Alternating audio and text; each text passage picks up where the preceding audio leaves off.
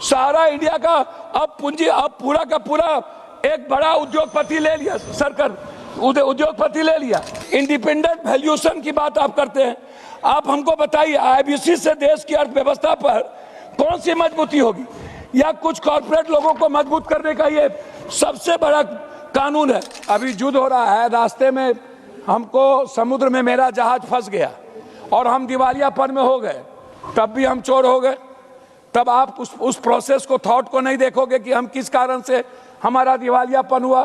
मोदी जी जैसे विश्व गुरु हैं, हम मोदी जी पर भरोसा करना चाहिए, लेकिन क्या मोदी जी हमारी पॉलिसी यूके और यूएस में भी लागू होगी? क्या यूएस और यूके बिना पॉलिसी चेंज किए हुए हम उसकी संपत्ति को ले लेंगे, हम वहां जाकर के उसको अरेस्ट कर लेंगे, हम उसको ले आएंगे? तो पहले ये समझने की जरूरत है, कोई भी बिल के पहले यदि आप किसी रुपये की वैल्यू की बात करते हैं तो ये समझ लेना पड़ेगा कि ये जनता का पैसा है। यह पैसा ना तो कोई संस्था का है, ना सरकार का है, ना किसी व्यवस्था का है, और हम इसको समझते नहीं। और सरकार कहती है इस बिल में कि हम पर भरोसा कीजिए, हम महत्वपूर्ण बातें स्वयं तय कर लेंगे। अब ये सदन खाली चेक पर दस्तखत कर रही है। अब ये बैंक को, पदाधिकारी को रुपया भरने के लिए ये पूरी ताकत ये सदन देना चाहती है। हम तो इस सरकार के बारे में कभी कभी सोचते हैं, सरकार कहती है कि आप नौकरी पैदा करो, नौकरी दो, आप नौकरी ना करो, आप ऋण लो, आप उद्योग पैदा करो, आपको प्रोत्साहन मैं कर रहा हूं। दूसरी तरफ कह रहा है कि जो गारंटी होगा, जो गारंटर होगा, उसको भी हम बर्बाद कर देंगे, उसकी भी संपत्ति छीन लेंगे। ये दो तरह के नियम हमको समझ में नहीं आता है। गारंटर को भी हम बर्बाद कर देंगे, उसकी भी सारी चीजें छीन लेंगे। ये एक पहलू के बारे में हमको समझ में कभी नहीं आया। एक तरफ सर उद्यमी की बात ये करते हैं, उद्यमी बनो, उद्यमी करो, और दूसरी तरफ आप सीधा कह रहे हो कि जो चोर है ये देनदार लेनदार। भैया, हम अभी युद्ध हो रहा है, रास्ते में हमको समुद्र में मेरा जहाज फंस गया और हम दिवालियापन में हो गए, तब भी हम चोर हो गए। तब आप उस प्रोसेस को, थॉट को नहीं देखोगे कि हम किस कारण से हमारा दिवालियापन हुआ। आप उस पर कोई प्रोसेस नहीं करते हो।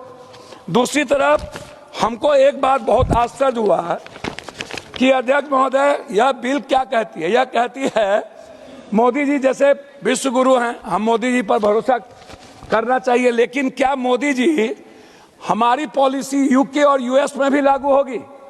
क्या यूएस और यूके बिना पॉलिसी चेंज किए हुए हम उसकी संपत्ति को ले लेंगे, हम वहां जाकर के उसको अरेस्ट कर लेंगे, हम उसको ले आएंगे? आप ट्रिब्यूनल कोऑर्डिनेटर की बात करते हो। हमको कभी आश्चर्य होता है कि ट्रिब्यूनल कोऑर्डिनेटर की बात में, नोटबंदी के समय अध्यक्ष जी हमको याद है बैंक ने क्या किया, बैंक मैनेजर ने क्या किया, सोना चांदी वाले ने क्या किया। सारा सबसे ज्यादा बैंक मैनेजर अरबपति खरबपति हो गया। सारा कोई पॉलिसी नहीं है हम लोगों के पास। नोटबंदी को आप उठा करके देखिए। दूसरी तरफ एमएसएमई, ऐसी इस तरह की स्थिति होगी। कोरोना के समय में क्या हुआ, छोटे छोटे सारे उद्योग बंद हो गए और 2-4 व्यक्ति दुनिया का सबसे बड़ा अरबपति खरबपति हो गया। कई नेता अरबपति खरबपति हो गए, हम सप्लायर बर्बाद हो गए। तो अध्यक्ष जी, जिस बिल के बारे में आप कहते हो कोर्ट न्याय करेगा, कोर्ट कब न्याय किया? जब यूजीसी और एसटी ऐसे कानून है की बात आई तो 72 घंटे में न्याय हो गया। एसआईआर की बात आई और किसान की बात आई तो न्याय ही नहीं हुआ। कहां से कोर्ट न्याय कर देगी? क्या छोटे जिसके पास पैसे नहीं है कोर्ट न्याय कर देगी? 400-300 दिनों के अंदर, 14 दिनों के अंदर। आप दूसरी तरफ, मेरा आपसे रिक्वेस्ट ये है कि आप हमको एक बात बताइए, जनधन योजना का क्या हुआ? 50,000 रुपया कितने बेरोजगार को मिल गया? जनधन योजना पर फिर दोबारा चर्चा हुई क्या? नोटबंदी पर दोबारा चर्चा हुई क्या? आप एमएसएमई, छोटे उद्योग के बारे में आप कोई चर्चा नहीं करते हैं। निजी बैंकों को आजादी देने की बात करते हैं। सहकारिता का क्या हुआ भाई? जो किसान के लिए सबसे ज्यादा बेनिफिशियरी था, सहकारिता पर तो आप चर्चा ही नहीं करते हैं।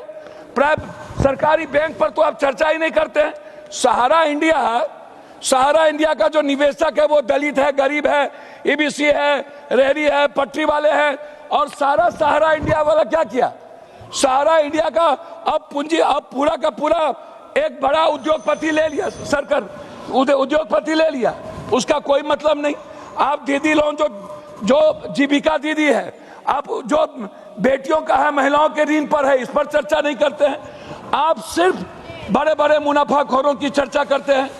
इसीलिए मेरा आपसे आग्रह है लास्ट में कि महोदय, आपसे मेरा ये आग्रह है कि ये जो संसदीय जांच है, पार्लियामेंट्री एटीट्यूड, मेरा मजदूरों को बकाया पहली प्राथमिकता आप इसमें कहीं नहीं बना है।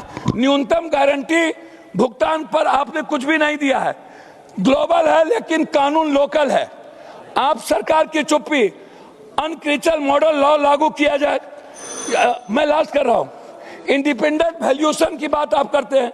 आप हमको बताइए, आईबीसी से देश की अर्थव्यवस्था पर कौन सी मजबूती होगी, या कुछ कॉर्पोरेट लोगों को मजबूत करने का ये सबसे बड़ा कानून है। कई केस 3 से 4 साल के लटके हुए, 400-500 दिन लग जाते हैं, लेकिन 70 से 90% हेयर कट, हजारों करोड़ का नुकसान। यह बैंक का नहीं, जनता का पैसा। यह रेगुलेशन कॉर्पोरेट वैल्यूट करने के लिए। लास्ट कर रहा हूं हुजूर, मेरा आपसे सीधा है, बैंक पहले मजदूर बाद में, यह कानून क्यों? इस पर मैं आपसे जानना चाहता हूं। एमईसी के लिए अलग ढांचा, जेन्युइन प्रोमोटर्स को मौका क्यों नहीं आप देने का कोई कानून और प्रावधान नहीं है? पूरा का पूरा आपने इजी ऑफ डूइंग बिजनेस नहीं, इजी ऑफ ग्रैबिंग बिजनेस की बात आप करते हैं। इसीलिए सरकार इस विधेयक को स्टैंडिंग कमेटी में भेजा जाए व्यापक सुधार के लिए। इसको खाली चेक ना बनाया जाए और व्यापारी और उद्योगपतियों के लिए, बड़े मुनाफाखोरों के लिए इस कानून को प्रोटेक्ट ना किया जाए और बैंक को आजादी ना दिया जाए। ये मेरा आपसे आग्रह है। बहुत बहुत धन्यवाद।